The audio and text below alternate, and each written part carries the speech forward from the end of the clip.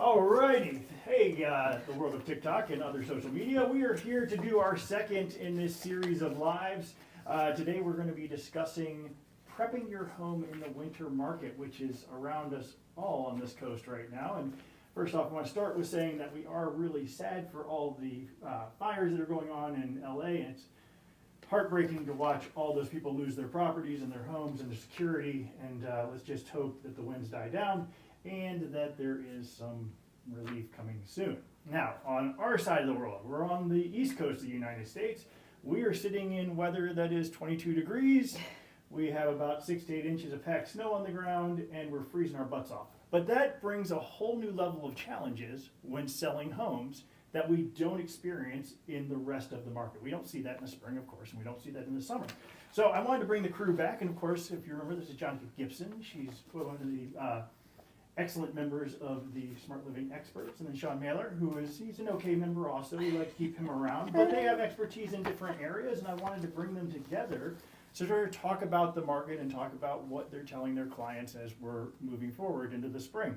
So Jonica, why don't we start with you talking about sort of what sellers should be doing as they prepare for the spring market, which we all know starts in about 2 weeks, and what are some of their obstacles that they have to overcome at this time.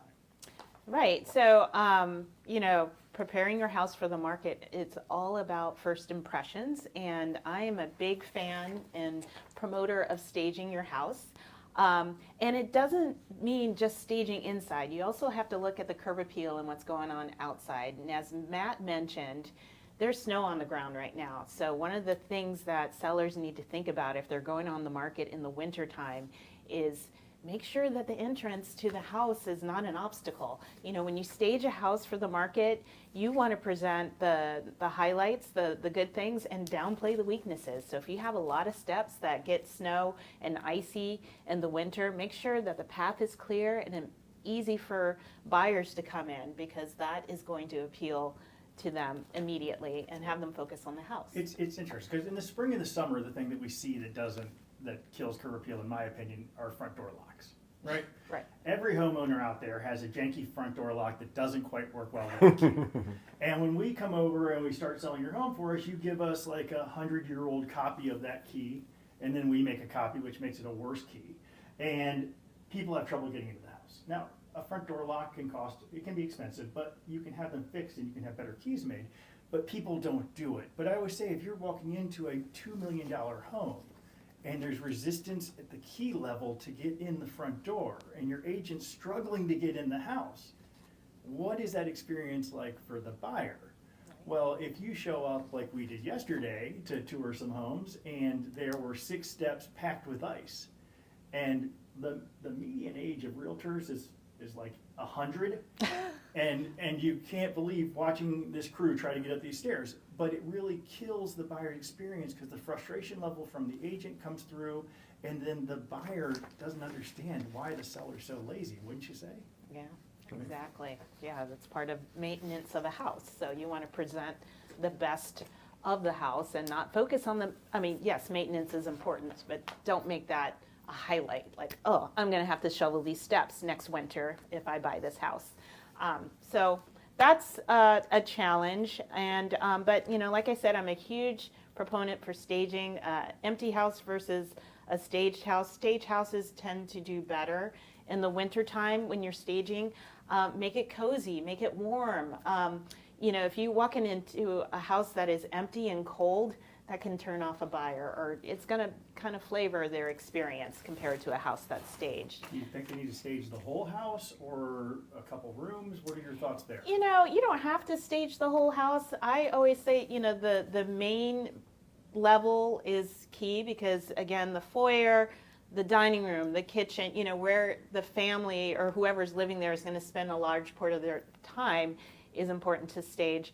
And then, maybe stage the primary bedroom, because again, the people spending the money want to see where they're going to be laying their head at night, how comfortable, how is it going to be set up. And then thirdly, if there's some awkward space that, is a flex room or maybe a lower level that, if you want to highlight it as finished space that can be used, but how is it going to be used? Sometimes presenting that to the buyer is the best way to go. And working with a professional stager to help those ideas come to light is really important. Agreed. Yeah. What do you guys, and Shawn, when you're with your buyers, what do you guys think about virtual staging? Because that's like with AI, the whole AI virtual staging is what you hear about on all the podcasts, all the real estate agents are talking about it. Staging a home in DC, minimum costs you $1,500 for the entryway, and then can cost you up to probably $5,000-$6,000 depending upon the house of how big of a house you're in. But virtual staging is like $100. From a buyer's agent point of view, what do you think? And then from a listing agent point of view, what do you think? I think it's a good option if you were in that price range of under a certain amount of money, and it's not cost effective to sit there and spend $7,000, $9,000 on staging when that's almost maybe all of your profits or your return on investment that you're going to have. So I've never used it. I don't think it's good for my clients so much. I think it is a potential option maybe in the future, especially the way AI is coming along. But as of right now, I haven't. Okay. I mean, I think for clients that I have that looked at houses that have virtual staging, I try to find out ahead of time, because you don't want them to think that it's staged and they walk in and they're like, oh, I thought it was staged. Yeah, this place just looks like it got robbed. Right, exactly. So, I think informing your buyers if it's virtually staged, and, it's really hard sometimes to tell. So It's got much better. It's got so much better. So good. Yeah, So if there's some way to find out, sometimes the listing agent will say that it's virtually staged. Sometimes you can, there's a clue. Mm-hmm. You can always just call the agent. You tend to see it more in smaller spaces like condos, because to your point, Shawn, it is a cost-effective way to stage and at certain price points. So I agree with that. But yeah, call the agent, listing agent, find out, is this virtually staged, so you can let your buyers know. I did it once. So I did it about 10 years ago. So it was at the early onset of virtual staging. And I was actually thrown off by how good the pictures looked with the furniture in them. 10 years and then ago, when huh? I showed up, it still looked good, but it didn't look as good. And I ended up going out and taking the picture of the living room and blowing it up to a 3-foot poster. And then putting an easel and the poster right inside the front door where the coat rack was. Oh, cool. So that when people opened the door, they didn't look at a blank room and kind of go, where was the furniture I saw online? They more like, oh, a couch can go here, a couch can go there. And it helped ease that this house looks like it just got robbed. Yeah. But I think it's one of the things. The one thing about virtual staging that gets me, and not only the virtual stagers do it, but also the photographers do it, is putting fires in fireplaces Yes. and putting TV on TVs. TV on TVs don't care. They are not a part of the home.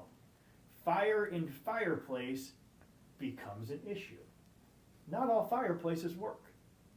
And most homeowners don't know if their fireplace works or haven't had it swept in a while. By putting the fire there, you are in your marketing materials showing a working fireplace, which then to me can be an issue at inspection time or even at closing if they move in and find out, oh no, this fireplace was bricked up. They're going to come back to us and say, well, your picture said there was fire in this fireplace. I think that's just something that sellers have to worry about and sort of double check their agents, because I don't know if all agents check that. Right. And by the way, that is one of my staging things in the wintertime. If you can make sure your fireplace is working, or if you have a gas fireplace, have that running when you have people 100%. come through the house again, because it is a selling feature. People love fireplaces, Well, also, especially when it's 20 degrees out. If it's a vacant house, leave your heat on.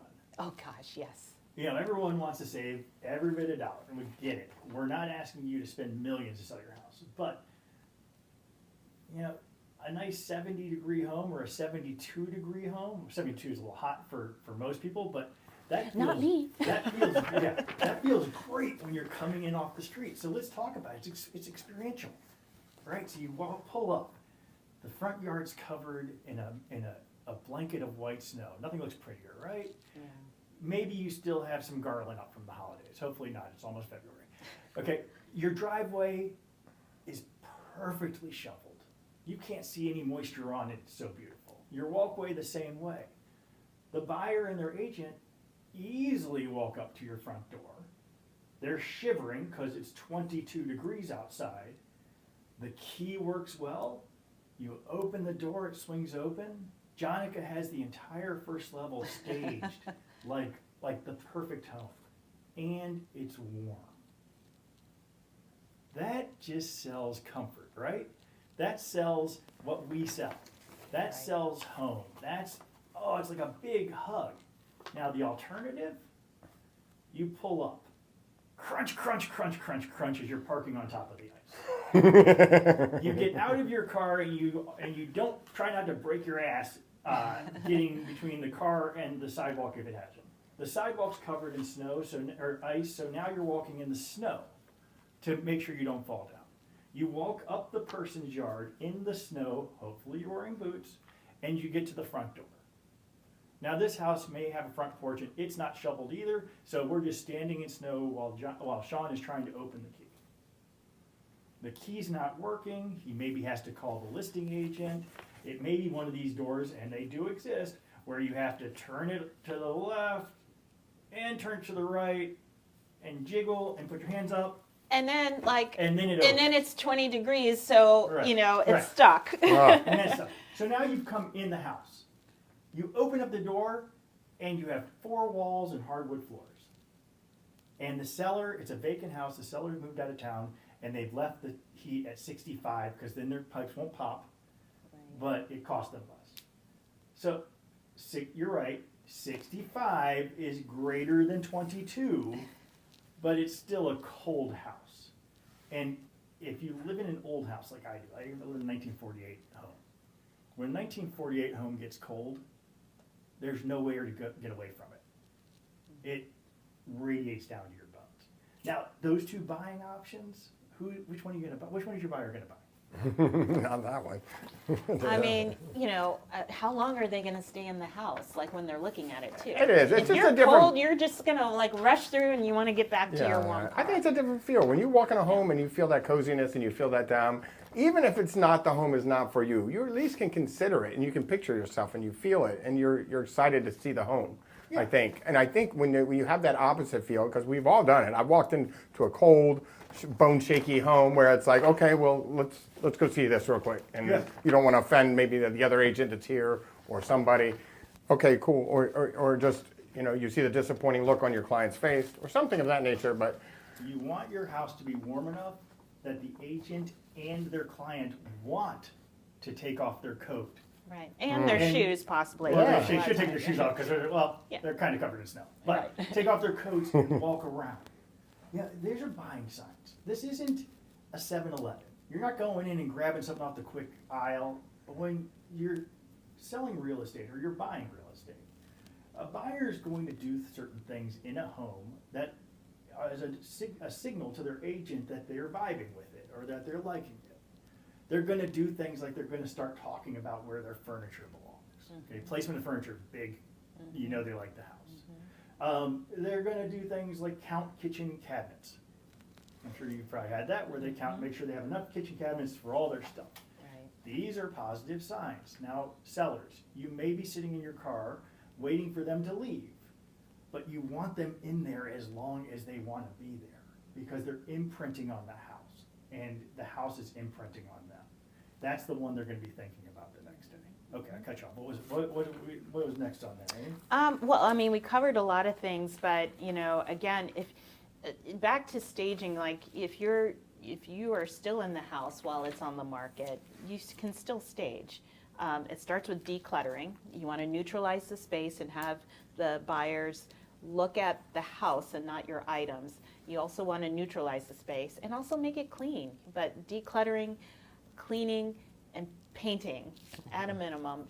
Cleaning up any scuff marks on the wall because by neutralize, you mean depersonalizing? Yeah, neutralize. Some people might have a collection. I had a client who had a collection of figures, action figures. We asked to take those down because it's distracting. You know that client. I love him. But it's not for everyone, and and kids might want to play with those figures. They're collectibles, so there are things like that can be distracting to the buyer that you just again, you don't want them to look at the figures or your collection of whatever. I tell people this, we've all have bought a used car at some point in our life, and we get called used car salesmen all the time, fine, whatever. But let's talk about the used car lot. You have 2 young boys. At some point, you may lose your mind and decide you want to buy a minivan. I wanted a minivan, Okay, first of all. okay. Like I was a big. My wife did not want the minivan. Carrie's throwing me on the bus. All right, Carrie, minivan ASAP for this guy. So if you were going to go buy that minivan, and you're like, I'm going to buy used because I get burned on the the depreciation, and my kids are going to mess it up. Mm-hmm. We're looking at minivans with 20,000 miles on them. Now you go to Joe's used auto shop up on Rockville Pike. And you go in and they have a minivan and you open it up and it looks like all minivans. It has so many Cheerios jammed in between the seats. Oh no. And sticky cup holders and McDonald's wrappers and boxes in the corner. I have kids, so I know how this happens. And it looks like hell. Now, you go to CarMax, right? Same exact brand minivan, same year, same 20,000 miles, and you slide back that door and all you can smell is Armor All you see is pretty fake leather and clean carpets that have the lines in them from when they got the thing, right? Love it. Right? And that one could probably have 5,000 to 10,000 more miles on it. Which would you choose? Yeah. I'll take the one And that's it's cleaner. the same in houses. We're just a bigger car. And it's the things like scuff marks on the walls. We all have them. If you have kids or animals, you got a scuff mark on a wall. It's freshening up the gardens. It's mulching in the spring. It's all of this type of stuff. These are just all the things that make you the CarMax car and not the Joe's Auto Body. Because no one's buying the Cheerio encrusted car. Especially with their life savings for the biggest investment that they're making. Like, they want it to look nice. They want to show it off after they move in. They don't want to think about And they're not always the work that they expensive have to- moves, I don't think, not always, at least, If you get a house professionally cleaned, get stuff, repainting, stuff like that, it's cost effective. Even That's the what, Mr. Clean little magic sponge, that Yeah. goes That's a a great long segue way. though, Shawn, because Jonica, out of all these prepping things that cost money, what has the highest return of investment? Oh my God. I mean, decluttering, painting, those are the easiest things to do, and cleaning. Okay. I'll start there. But, if you're doing a major project, I always tell people, I have clients that they're future sellers, right? And they're like, I'm probably going to sell in 5 years. Should I redo my floors? Or should I renovate my bathrooms because they're a little dated? I'm like, if you're that far out and that's something you want to do it now. Enjoy it. Yeah. Don't mess it up, but Yeah. just make sure you're choosing something that is going to appeal to the masses. It's not too trendy. There are a lot of classic looks Yep. that go a long way. I had a client do that to me. She was like, what's the paint color you want me to use? And I said, here's the code. I said, are you getting ready? Are we moving up the timeline? Are we going to put it on the market sooner? She says, no, I'm going to have it painted, and then I'm going to enjoy it for the year that I'm here. Now, a little bit of me was like, you're going to mess it up. But she didn't, and she took care of it. Flooring, that's one thing. Carpet's a little harder, because carpets do age really fast, especially if you have little ones. But I do think that maybe it's doing improvements along your tenure as a homeowner. Exactly. That with an eye on You're going to sell down the line. your future value. Yeah. I think that's most important, because I would not encourage anyone like, I'm going to do an addition or, totally revamp my kitchen just to put it on the market. Right. No, never. No. Right. Yeah. Just, if never you're going see to that enjoy money it for a again. few years, absolutely, because you're going to get a what ends return up on happening that. is they say they want to redo the kitchen, and then they say, well, you're only going to get about 85 to 90% of that back, and they don't believe you. And then they go do the kitchen, and it was supposed to be 20, and it ends up being 30. Right. And then they're mad at us at the end of the day. So big improvements right before you go on the market, no. A year out, okay, enjoy it. Yeah. But just remember, all those improvements take longer. Yeah. All right, Shawn, you're the one walking through the front door with all those buyers this week. what are you seeing out there? Are your boots clean? Are your Yeah, I mean, I'm not seeing too many troubles. I do see the clear walkways. I haven't run into any of those issues that we were talking about earlier. What I'm seeing out there, from my perspective, I am working with several buyers, but I'm seeing a lot of updates. I'm seeing a couple of homes, 3 homes so far that were on the summer market were probably, I'm taking my own opinion and saying they were overpriced. So what they did is they went back, they updated their home and then put them back on the market during the winter time, which Did they come back on at a higher price or at the same price that they at the left same on? price they were, Okay. but the value's there now. Okay. You see what I'm saying? So that's my own opinion. I'm not Well, sure. how are the buyers react when you're in a house with a buyer and they know it was on the market 6 months ago because you've shared that info with them? What are their thoughts? They wonder what happened. Why didn't it sell at that time? And I'm having conversations with the agents, and that's usually what the case was. Okay. They didn't do the updates. They weren't ready. They were ready to sell quickly and get out. And so they went back and did a couple of things, get some updates, and they look great too. And they did great jobs, and they didn't rush it because I think they had a timeline established now.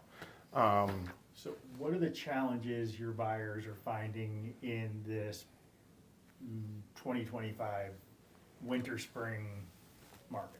I think price point is a huge thing because in the winter the buyers aren't out there like they are during the spring and summer, but you're also seeing a little inflated pricing out there, and I don't think they all match, especially in the more rural areas that I've been working lately. Mm-hmm. And I see that they're, the comparables that are out there are not, they're not next door, they're not in cul-de-sacs. So sometimes you don't see the value can't establish, but we ultimately will figure it out. Right. And so will the banks. So, How's the inventory, and then do you feel like there's a lot of I traffic? think it's okay, and I think things are staying on the market a little longer than usual, that we were used to seeing, and I think that's hopefully going to change in the next, month or so coming. I hope so. I mean, Yeah. we previewed a lot of houses yesterday on the broker tour. They actually had 2 tours, so I'm hoping it picks up. But I'm seeing for my buyers the inventory I is think- kind of low. Yeah. Yeah. Well, and you were saying your one buyer lost in multiples this week. But that was a surprise. I really thought that we only were going to compete against another person, and this was for a condo in Bethesda. There were 4 offers. Wow. So that tells me there's the inventory. Price range? This was at 248. Okay. Yeah. Okay. So there were 4 offers, and that tells me also inventory's low. The Yeah. buyers are there, but the inventory perhaps is not. Yeah. So, Okay. but yeah. Shawn, is there any of these sort of improvements that Jonica has been talking about, this prepping, staging, fixing things? I know you posted a photo of yourself on Instagram the other day of you with a flashlight looking under staircases. Were you doing a deep dive, looking for your soul? What were you guys up to? Well, I think we're just seeing if we can get the best for our money, to be honest, right now. I think my goal, I think houses are looking great. I think people are preparing their properties, or the agents and the listing, they are preparing them correctly. I think they are, in my opinion, well, from what I've seen. But I do see a little lag, and the only thing I think what's happening is they're going through that process and then overpricing their homes. And I think that's the real issue, in mine, what I'm seeing. And that's maybe why we're not caught in a bunch of multiples because of that. And hopefully they figure that out. But we're passing those by. We're not engaging. Yeah, well, I think we're in an interesting situation with sellers right now. Now, sellers are always going to think that their houses are worth more than the buyer does. That's the nature of the beast. But we talked about this last week. So many people are complaining about their tax assessment this year. Mm-hmm. I'm not sure if people have just stopped paying attention to housing values like they used to, right? And everyone kind of knew what their house was worth. And now maybe we've gone so automated, or there's so much stuff that you can find out online, that they just really aren't cluing in on what their neighbors' houses are selling for. We use it's an AI service, but an AI service for our clients, which emails them a monthly update, and that update has a estimated price value on their home, and it adjusts as things sell, and it keeps track of that. But the importance of what Shawn's talking about not overpricing, is the paramount issue with why houses don't sell. Yeah, you need people in the door. Yeah. I can tell you this, if people would have priced things accordingly and we would have found out later that there may be multiple offers, we might even hit that price. You see what I'm saying? But we're not ready to come in off the break, and we're not seeing the value there. We're not going to get into a big, bidding war with somebody starting at that point. Yeah, I think a lot of buyers' perception is that, okay, that's the price. Is the seller expecting To go up. Yeah. So they won't even go there because they're like, oh, that's the top of my budget, and I don't think I could win. So they don't even. Then they get discouraged because they spend so much time looking for the homes that then when it gets to put an offer together and the seller's price is so high that it's out of their realm of possibility, they move on or move out. And move on means on to the next house, move out means out of the market back to renting. Yeah. And as sellers, they get frustrated. Sellers are like, why don't they just bring me an offer? I know, we've had sellers say, I know my house is overpriced. Why don't they just bring me an offer? And we're working with a buying population that does not like to be rejected. Even your buyer, who it was her choice not to chase the escalation on the condo, I'm sure is a little discouraged today because she didn't get it, because it was supposed to be easy, because it's a condo and there's not a lot of what have you. But, and I lost my train of thought. That's what I just did right there. Lost the train of thought as I was talking. Something about buyers, escalation. we But, don't want to scare buyers away. Right, and so buyers don't want to be offended, but they also don't want to offend the seller. And this might be a little the stagecraft of real estate agents, talking about how we're offending everybody all the time. But, okay, if you're a buyer and you see a house you like, and it's overpriced by 50 grand, 100 grand, 200 grand, I don't care. Make an offer. Don't worry about offending the seller. If you offend the seller, fine, move on to the next house, just like you were going to do already. But you miss every shot you don't take, and you have to repair your buyers. We are going to take a lot of shots, and all we need to do is sink one. So, all right. We talked about pricing. We talked about some of the things that we use. Compass coming soon, and private exclusive. It's a program that we have at Compass, which allows us to market the home outwardly, but not put it on the multiple listing service. It is not unique to Compass. Other companies have this, but what is unique to Compass is we have a digital platform to assist it. And when you're in private exclusive or Compass coming soon, you are broadcast out to every Compass agent in the DMV. The other companies don't do that yet. Jonica, have you used it? And what do you think so far? Yeah, I have used Compass coming soon, and I think it's an effective tool for the agent and the seller. Agreed. Especially if they're not, if the agent is advising the seller, they're not agreeing on price point, for example, or condition. So it's a great way to test the market without being out there publicly where, the world can see that you're on the market and the current condition of the house. Maybe it needs improvements, maybe, some repairs or whatever, or maybe it's priced high.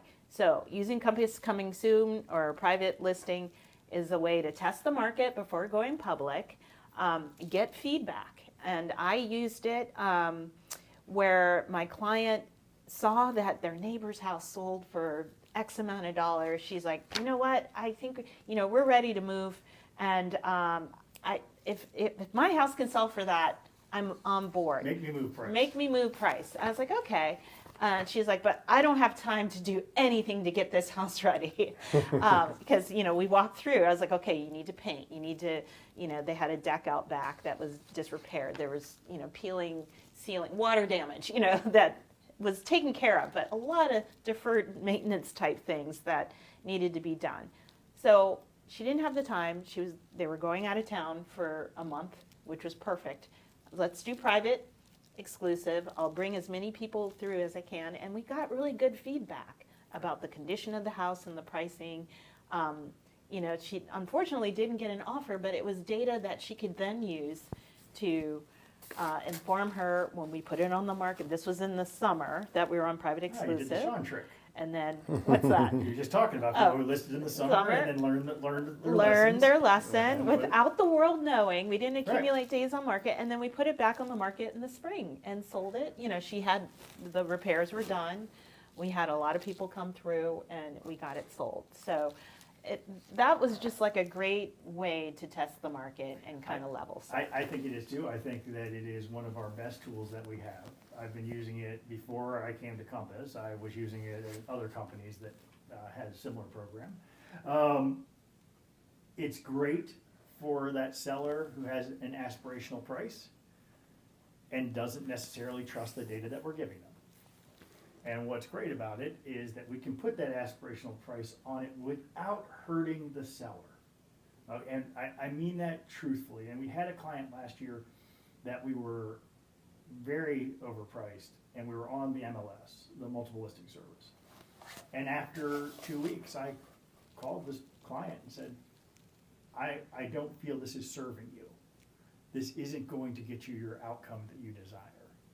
So let's take it off the market and have a conversation about how we're gonna get there. And that's the first time in 20 years I've actually taken a listing off the market because I felt that it wasn't the right move for that client. They were going to make less money by sticking this big number out and accruing days on market. And days on market is totally like a fabricated number that the MLSs and Zillow use to just show how, yes, a house has been on the market for 90 days. Is it less valuable at 90 days than it was at 1 day? Well, our market will say yes. But if it's at 90 days, I just know it's 90 days overpriced. But the problem is, like Shawn was saying, when you have a house that is priced at $1 and Shawn's client's budget is $1, he is willing to go in and bid up to $5. But if the seller lists at $5, Shawn's client's never coming near it. He would have paid the $5 if it was listed for $1, but now that it's listed for $5, he's like, I'm on to the next. That's a really simple way to think of it. I think get the people in the door. Let me sell the house. Let the home sell itself. Like, let that happen. You're gonna block out about half of prospective clients that you could have walking in that door. Yeah. With overpricing that. Because Exactly. They aren't going to come in the door, and so when if you are in another market and you're not listed by one of our friends, and you went on the market, you've done all the great stuff that Jonica has told you to do, and you've skipped the potholes that Shawn told you to worry about, and you didn't listen to me, and you priced it where you want to price it, and you went live, let's say yesterday. And it's crickets, it's quiet. It's because that price isn't matching what the pictures look like online. And it's so high, or just high enough, that they're never going to get to that $5 limit. So just think about that as you're moving on. All right, do we have anything else here? I just want to mention that yes. From the buyer's side too, on when you put things on the market on private exclusive, it helps because we're allowed to. Even I think we have I'm not sure where we are now, but I believe we do have a dominant market share from that perspective. So it allows us to have all these homes that when someone comes to me and says, hey, I don't see anything out there, I'm like, hey, give me a minute and let me send you some things. And that's helped me out in the past to not only gain clients, but to show them that we bring value in other ways. So it's been very helpful to me. No, I think it's like walking around with a secret stash that no one else can touch. Yeah. All right, so we've been doing this for like 35 minutes, which means everyone is tired or wants more coffee. Jonica, anything in closing? No, just feel free to reach out to us with any questions. I'd love to hear feedback on these lives. Yeah, same here. Okay. Clean your driveways. All right, so Clean your we're at- driveways. what are we at now? We're at 4 days away from when TikTok goes goodbye, and we get a new 5 days away from when we get a new president. So hopefully we'll all be here next week, and if not, we'll be over on another social media, but we'll put a post up. But thank you for watching, and have a great afternoon, and have a good day.